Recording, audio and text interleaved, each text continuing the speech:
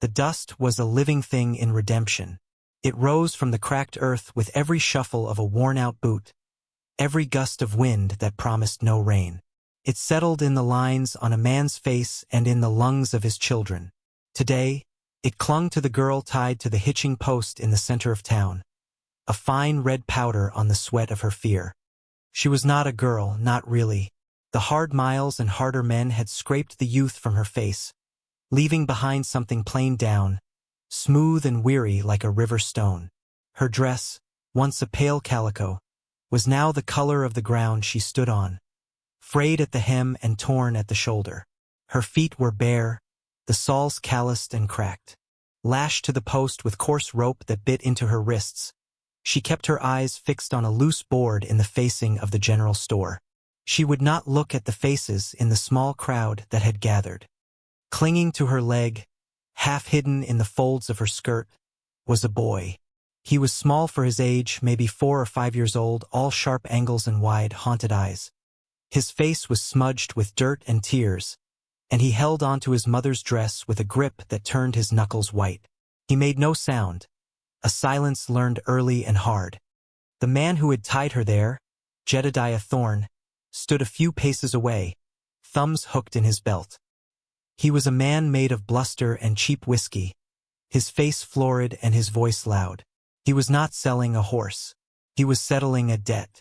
The girl, he claimed, had been part of a bargain with her father, a bargain the man had failed to honor before a fever took him. So now she was his property. Useless is what she is, Jedediah announced to the collection of onlookers. A few ranchers, a blacksmith wiping his hands on a rag, a handful of women who watched from the shadows of the storefronts, their faces tight with a mixture of pity and contempt. Can't even fetch a decent price, but she's strong enough for farm work. Knows her place. He spat a brown stream of tobacco juice near her bare feet. She did not flinch. The sun beat down, a merciless hammer on the anvil of the town square. The silence stretched, broken only by the buzzing of flies and the creak of a distant wagon. The crowd was losing interest. This was a sad, common spectacle, another piece of human driftwood washed up on the shores of a hard land. Then, from the ragged folds of her skirt, a thin voice, raspy from thirst and disuse, spoke into the heavy air. The words were not for the crowd, but for Jedediah, a final, desperate plea that carried on the wind. I'll warm your bed. I'll milk your cow. Her gaze lifted for the first time, not to him, but past him to the horizon, as if she could will a different world into existence. She drew a breath that shuddered. Just feed my child. The raw, transactional desperation hung in the air, shameful and stark. A few of the women turned away completely. Jedediah just laughed, a cruel, barking sound. Bed's plenty warm without you, girl. From the edge of the sparse gathering, a man shifted. He had been there the whole time, leaning against the far wall of the livery, a shadow among shadows. Elias Thorne, no relation to Jedediah beyond the shared, common name, had watched without expression. He was a man carved from the land itself, tall and thin as a fence rail, with a face weathered by sun and sorrow. He carried whole winters in his eyes. His duster was the color of dust, his boots scuffed and worn. He was a widower, a man who lived alone on a small homestead miles out of town, a place people said was haunted by the silence he kept. He pushed himself off the wall. His movements were slow, deliberate, each step measured. He did not look at Jedediah. He did not look at the crowd. His eyes were on the woman, and then, more pointedly, on the small boy whose face was pressed into her skirt. He walked into the center of the square, the dust rising in little puffs around his boots. The crowd stirred, murmuring. Elias rarely came to town, and when he did, he never involved himself in its affairs. He bought his supplies and left. He stopped a few feet from Jedediah. He did not raise his voice. It was a low, rough sound, like stones rubbing together at the bottom of a dry creek bed. I'll take her. Jedediah blinked, thrown off. He squinted at Elias. What's it to you, Thorne? You got no use for a woman. The insinuation was ugly, plain. Elias's gaze did not waver. It was flat, unreadable. I need help on my place. Fences to mend. He reached into his pocket and pulled out a few worn coins. Not a grand payment. Not a rescue. It was a transaction, as plain and unadorned as the man himself. He held them out. This clears your father's debt. He was speaking to her now, though he didn't look at her. Jedediah looked at the coins, then at Elias's face. He saw no challenge there, no pride, only a weary resolve. It was more than he would have gotten otherwise. He grunted, snatched the coins from Elias's palm, and turned his back, already walking toward the saloon as if the matter was finished, the human property successfully transferred. The crowd began to disperse, the show over. Elias was left standing in the sun with the woman and the child. He walked to the post. She flinched as he approached, her body tensing, pulling the boy tighter against her. He saw the terror in the slight tremor of her shoulders. He stopped. He did not touch her. He pulled a small, worn pocket knife from his duster. The click of the blade opening was loud in the sudden quiet. He reached out, not for her wrist, but for the rope above it. With two quick, efficient saws of the blade, the coarse fibers parted. The rope fell away. He stepped back immediately, giving her space, sheathing the knife. Her hands fell to her sides, the raw, red marks on her wrists stark against her pale skin. She rubbed them slowly, her eyes still on the ground. Elias looked at the boy, who peeked out from behind his mother's legs. He crouched down slowly so as not to spook him. His voice, when he spoke to the child, was a different thing entirely. Softer, quieter. "You thirsty?" The boy stared, unblinking. After a long moment, he gave a tiny, almost imperceptible nod. Elias stood. He looked at the woman. Come on, it was not a command, but a statement of fact. He turned and started walking toward his wagon, not looking back to see if she followed. He knew she would. She had nowhere else to go. The journey to his homestead was a silent one. The wagon rattled over the uneven track, the world around them vast and empty under a bleached-out sky. Elias drove the two horses with a steady hand, his gaze fixed forward. The woman sat in the back of the wagon, the boy curled asleep in her lap, his small body finally succumbing to exhaustion. She did not speak. She watched the land slide by, a landscape of scrub brush, rock, and dust that lifted behind them like ghosts. She studied the back of the man's head. His hair was dark, streaked with gray at the temples. His neck was lean and corded. He was a stranger, another man who owned her now. But he had not looked at her the way Jedediah had. His eyes had held no heat, no possession. They had held something that looked like recognition. Halfway there, he stopped the wagon. Without a word, he reached back and handed her a metal canteen. The water was cool and tasted of tin. She drank deeply, then carefully poured a little onto her fingers and moistened the boy's lips. When she handed it back, her fingers brushed his. He pulled his hand back quickly, as if burned. The silence returned, thicker than before.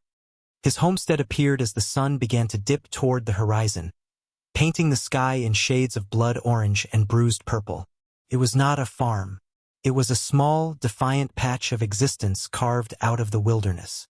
A small, sturdy house made of weathered clapboard, a solid-looking barn, and a few fenced-in acres where a single milk cow grazed placidly. The place was neat, orderly, but achingly empty. It felt like a house holding its breath. On a low hill overlooking the property, there was a single grave, marked by a simple wooden cross. Elias pulled the wagon to a halt near the house and climbed down. He unhitched the horses with an economy of motion that spoke of long practice.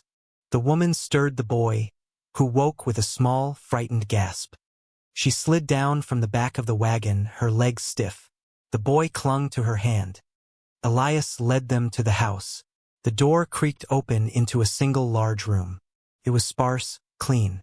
A stone fireplace dominated one wall, cold and dark. There was a rough-hewn table with two chairs, a bed in one corner, and a small area for cooking. Everything was functional, stripped of any comfort or adornment. It was the room of a man who did not live, but merely existed. He gestured to the bed. "You and the boy can take this." She stared at him, confused. It was the only bed. He seemed to understand her unspoken question. "I sleep by the fire." He walked over to a chest and pulled out a few worn blankets, placing them on the hearth. He was seating the only comfort in the house.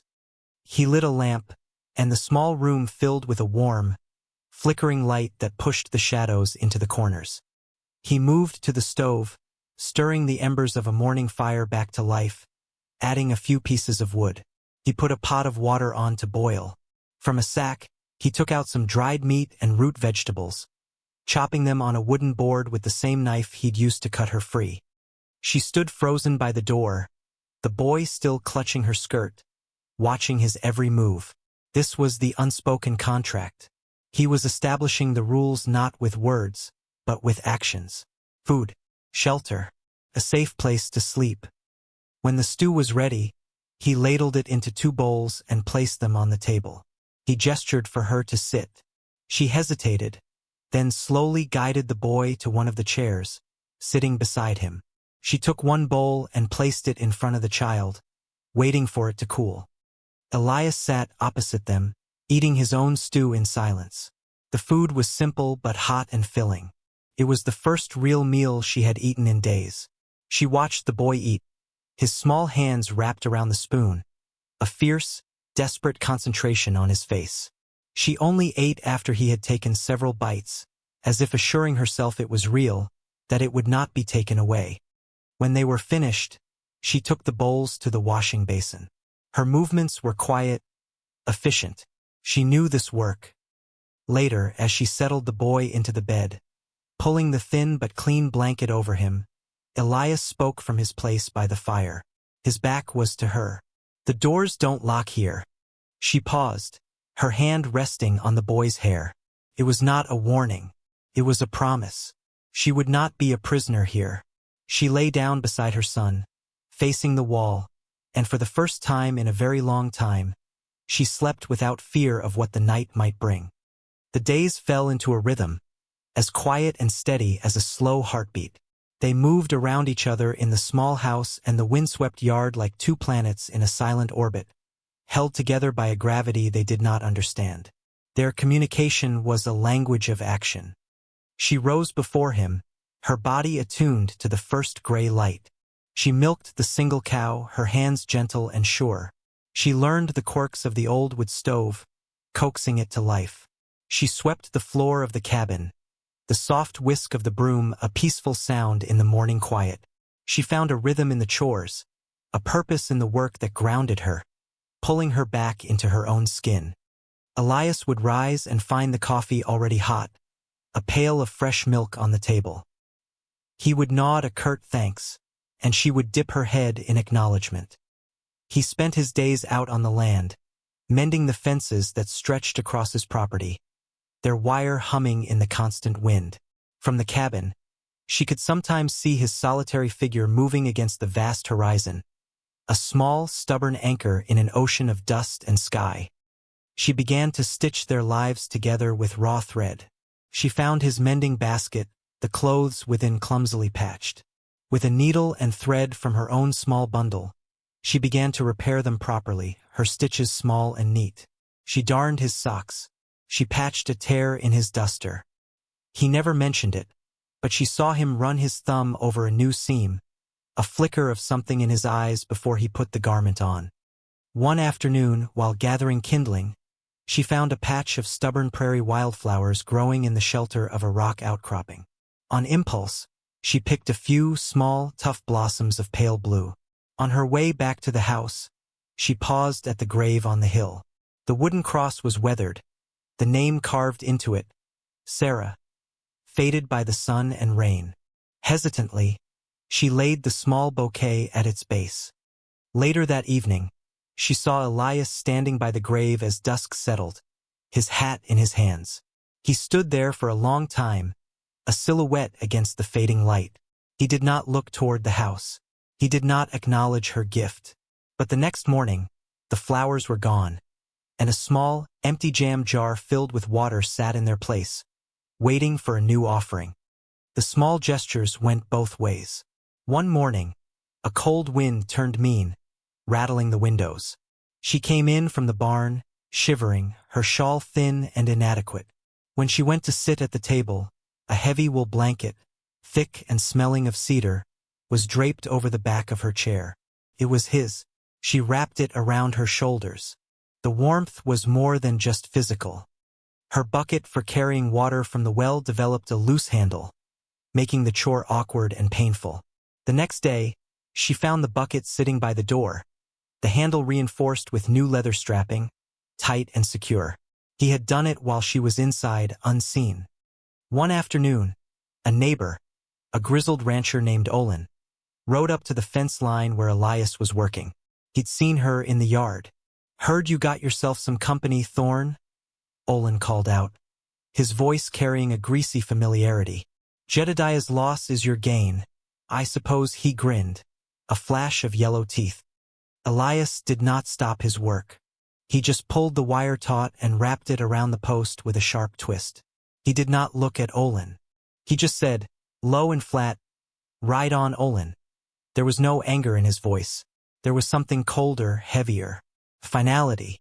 Olin's grin faded. He spat on the ground, turned his horse, and rode away. Elias never mentioned the encounter. She had seen it all from the window. She felt a strange, unfamiliar warmth spread through her chest. Felt like safety. The first crack in their shared silence came during a thunderstorm. The sky turned a bruised purple-gray, and the rain came down in sheets, turning the dust to mud. The wind howled like a hungry wolf. The boy, Sam, whimpered in his sleep, his dreams troubled by the violence outside. She sat on the edge of the bed, stroking his hair, humming a tune so soft it was barely audible, a fragment of a lullaby from a life before this one. Across the room, Elias sat by the fire, sharpening a blade, the rhythmic scrape of stone on steel a counterpoint to the storm. He had not looked at her, but she knew he was listening. He afraid of storms? His voice was quiet, careful not to break the fragile peace she had woven. She shook her head, her eyes on her son. He's afraid of loud noises. Men shouting. Elias stopped his work. The scraping ceased. The only sounds were the fire, the rain, and the wind. He did not ask for the story behind her words. He did not need to. The story was etched onto her face, into the weary set of her shoulders. He stared into the flames for a long time. "My Sarah," he said, his voice so low she almost missed it. She loved the rain. Said it was the only time the land felt clean.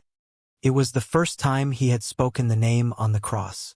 It was an offering, a piece of his own brokenness laid bare. She did not know what to say, so she said nothing. She simply dipped her head in a small nod, an acceptance of the confidence. In the flickering firelight, a new foundation was laid between them, built not on words, but on the shared acknowledgement of pain. A few nights later, she woke with a gasp, her heart hammering against her ribs. The dream had come again. The rough scrape of rope, the jeering faces, the feeling of being trapped, displayed. She sat up, breathing hard, her hands trembling. The fire had burned down to embers, but Elias was not asleep on his blankets. He was sitting in one of the chairs, watching her, a silhouette against the faint orange glow. He had been watching over her. "You hurt?" he asked, the same question as before. She shook her head, pulling the blanket tighter around herself. "A dream. The ropes," he stated. It was not a question. She nodded, unable to speak. He stood and walked to the stove, stirring the coals and adding a small log. The fire caught, flaring to life, pushing back the shadows that held the dregs of her nightmare. He poured 2 cups of water into the coffee pot. "I don't have a name for you," he said, his back still to her. "In my head, I just call you the woman." It was a plain, honest confession. She found her voice, though it was thin as a fence rail. "My name is Leah." It felt strange to say it aloud. felt like an old coat that no longer fit, a name that belonged to the woman tied to the post. He turned, a steaming mug in each hand. He held one out to her. "Lia," he repeated, testing the sound of it. He nodded slowly. "All right, Lia." Saying her name, hearing him say it, was like setting a bone. A painful snap, followed by the promise of healing. She took the mug, their fingers brushing for a second longer this time. He did not pull away. He simply let his hand fall back to his side and returned to his chair by the fire, leaving her with the warmth of the mug and the quiet strength of her own name, reclaimed from the dust. The peace they had built was as fragile as a bird's egg. The harbinger of its breaking was a lone rider on the horizon, a black speck growing steadily larger against the pale sky. Elias saw him first from the fence line. He straightened up, his body going still, a hawk spotting a snake in the grass. He watched the rider approach, his face hardening into a familiar, stony mask. Lia saw him from the house. She felt a cold dread seep into the warmth of the kitchen. She dried her hands on her apron and stepped out onto the porch, Sam peering from behind her skirts. The rider was not Jedediah. He was a lanky youth with a mean slouch, one of Jedediah's hired hands. He pulled his horse up a dozen yards from the house, staying pointedly outside the fence. He did not dismount. "Thorn," the rider called out, directing his words to Elias, who was now walking slowly toward the house. Elias stopped, positioning himself between the rider and the porch. "What do you want?" "Message from Mr. Jedediah," the youth spat. "He says he's had time to think. Says the deal was unfair. He was drunk. You took advantage." Elias's face remained impassive. "A deal's a deal." "Not this one," the rider sneered. "He wants the girl back. Says she's his rightful property. He'll be here to collect her in 3 days. He's bringing friends. He suggests you don't make a fuss." The threat hung in the air, sharp and ugly. Lia felt the blood drain from her face. She felt the phantom scrape of the ropes on her wrists. Sam, sensing her fear, began to cry softly. The rider smirked, seeing he'd made his point. He wheeled his horse around and galloped away, leaving a cloud of dust to settle over the homestead. The sanctuary was shattered. The air grew thick with unspoken fear. Elias walked past her into the house, his jaw tight. He did not tell her to run. He did not offer her false reassurances. He took his rifle down from the pegs above the mantelpiece. He laid it on the table and began to clean it with slow, methodical movements, his hands steady. He checked the action, oiled the mechanism, and polished the barrel until it shone dully in the lamplight. Then he opened a box of cartridges and began to fill the magazine, each click of a shell being seeded a small, final sound. Lia watched him, her heart a cold stone in her chest. She had been bought, sold, and now was to be reclaimed, like a stray animal. But as she watched Elias's deliberate preparations, something else stirred within her. It was not hope. It was a harder, sharper thing. It was defiance. He was not preparing to hand her over. He was preparing for a fight, for her. The next 2 days passed in a state of suspended animation. The land itself seemed to be holding its breath. The wind died down. The sky was a flat, empty gray. They worked, but the rhythm was gone. Every task was underscored by a waiting tension. Elias sharpened the axe until its edge was a sliver of light. Lia baked bread, her hands kneading the dough with a fierce energy, pounding out her fear and her rage. That loaf died in vain, she thought, the humor a dry, bitter taste in her mouth. She did not pack. She did not prepare to flee. She watched Elias, and in his quiet resolve, she found a strange and terrifying courage of her own. He was a man who had lost everything once. He would not lose again. On the morning of the 3rd day, the air was still and heavy. Elias stood on the porch, his rifle leaning against the wall beside him. He stared out at the track leading to their land. Lia stood in the doorway behind him, a dark silhouette. She had sent Sam into the small root cellar, telling him it was a game of hide and seek and to stay quiet until she came for him. They did not have to wait long, for riders appeared over the rise, led by Jedediah Thorne. They rode with an arrogant slowness, confident in their numbers. They stopped where the messenger had, just beyond the fence, a line drawn in the dust. Jedediah swung down from his horse, his face flushed with whiskey and self-importance. "Elias," he boomed, "I've come for what's mine. Send the girl out." Elias did not move from the porch.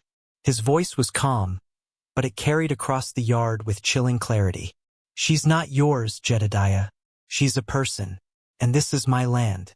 Turn around and leave." Jedediah laughed, a harsh, grating sound. "Your land? This is about what's right. She was promised to me, a debt. You can't just steal a man's property." He took a step toward the fence gate. "Now, I can do this easy or I can do this hard. It's your choice." It's not his choice to make. The voice was not Elias's. It was hers. Leah stepped out from the shadows of the doorway to stand beside him on the porch. Her face was pale, but her eyes burned with a fire Jedediah had never seen there before. In her hands, she held the heavy, black iron skillet from the stove.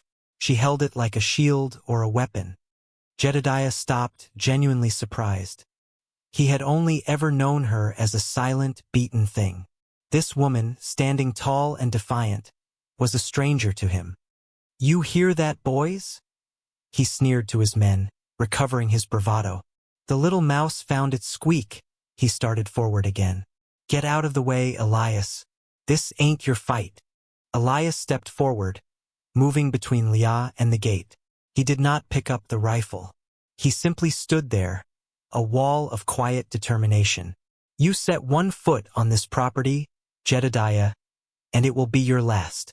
The raw, unshakable conviction in his voice gave Jedediah pause. He looked at Elias's cold eyes, then at the woman behind him, her face a mask of resolute fury, the skillet held high.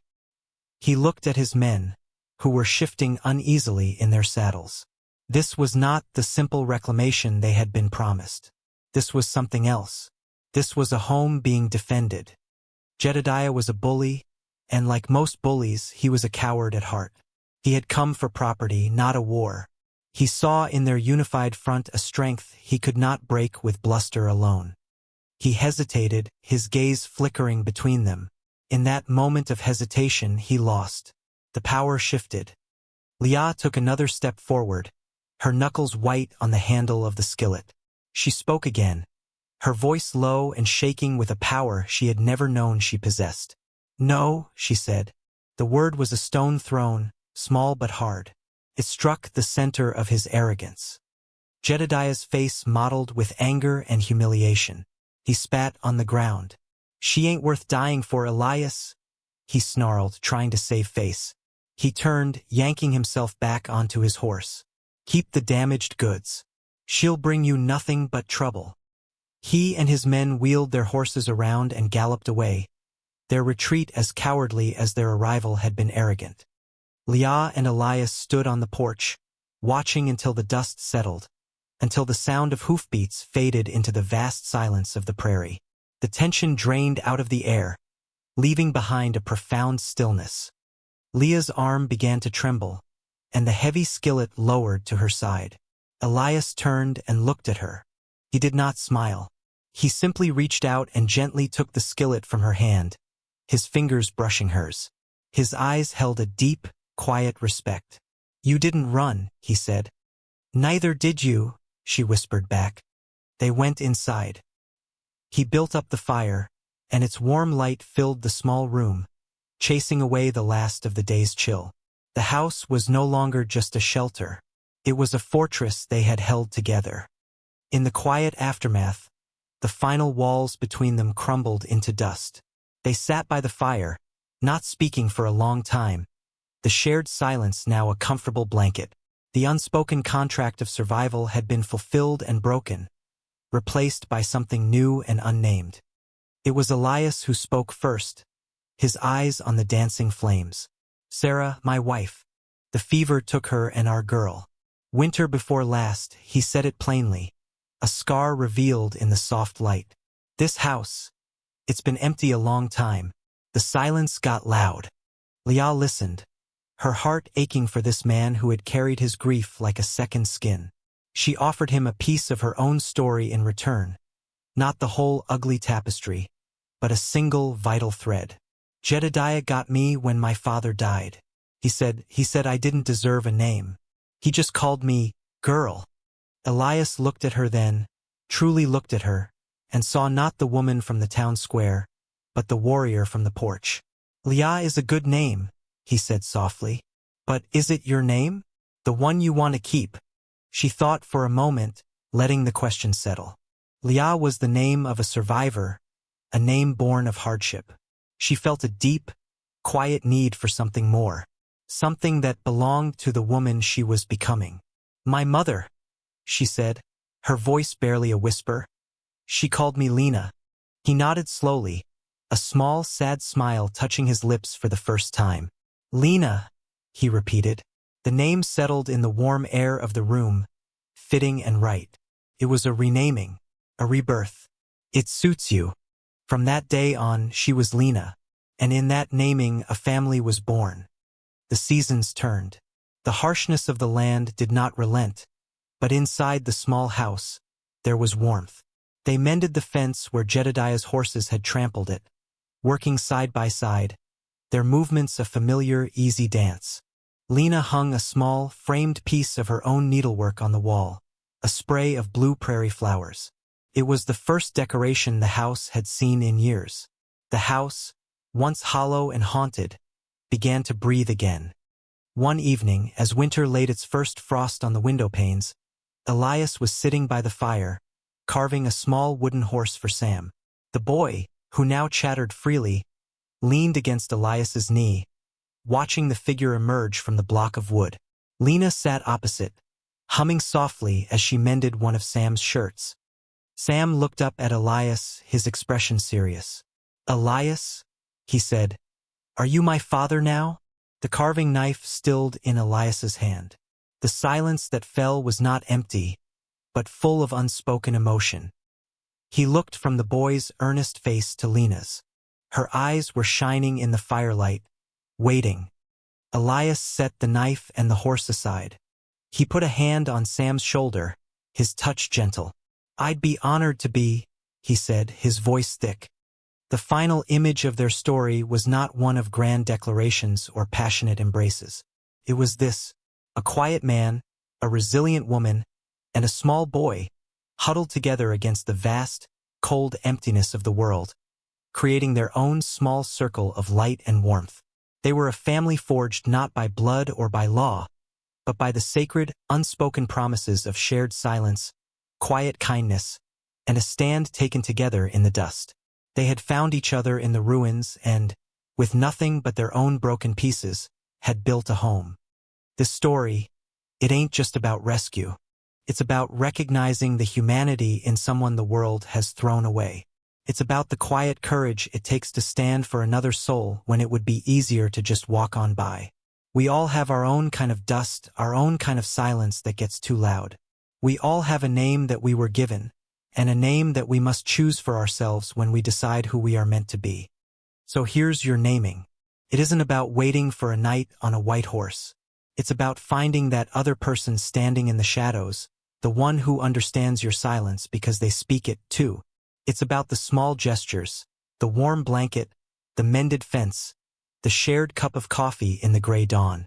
These are the things that stitch a life together when it's been torn apart.